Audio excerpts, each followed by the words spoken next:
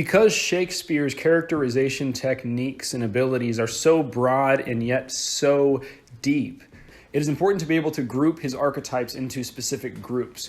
So today we're going to talk about Shakespearean fools. Now it's important to remember that Shakespeare obviously did not create or invent the idea of the fool in theater. Not only is this a common Elizabethan tradition at this time, you also have the original idea of a fool being someone who is hired to live in someone's house and entertain them. Now, before we talk about specific fools in Shakespearean literature and in Elizabethan times, it's important to address what it means to be a fool. Now, the term fool is not to be confused with clown. At this point in time, to call someone a clown or to use clown in a theatrical context was to say a completely ridiculous character, whereas a fool was unique in that he was actually often the wisest character in the play or the most insightful character in the play. He would comment on characters and provide insights both to them and also to the audience at times, able to do a kind of a distant aside thing that some of the other characters would not be able to do as they were caught up in the drama of the play itself.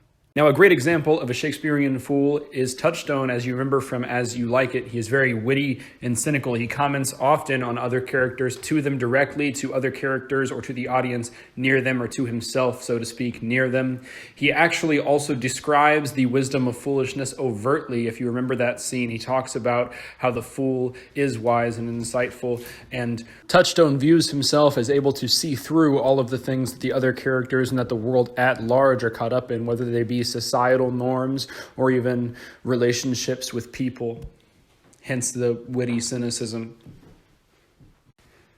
Now, each of Shakespeare's fools that we're going to talk about today have something that makes them unique even among each other. For example, Feste from Twelfth Night, he's highly intelligent, which is characteristic of the fools in general, at least in terms of insight. He sings and dances and serves multiple households. He has a lot more liberty than your average hired fool would at this time. Remember, the concept of an Elizabethan fool comes from the original hired role of a fool in a wealthy household. What makes Feste absolutely unique is that he plays the fool as well as a major dramatic role in the play. Now, to some extent, the same can be said for two of the other fools we're talking about, including Touchstone, but Feste is especially important to the story in a way that is unique for the archetype of the fool.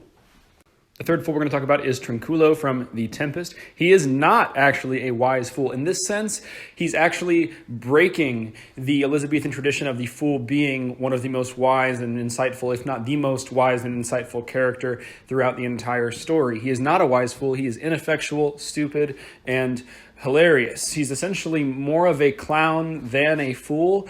And then we have the fool in King Lear, simply named the Fool. Now, the fool here is especially insightful. He is wiser than King Lear himself. In fact, he serves as the kind of conscience angel on the shoulder of King Lear, if you will. But instead of just promoting goodwill, he's promoting rational thought. He serves as the better half of the king.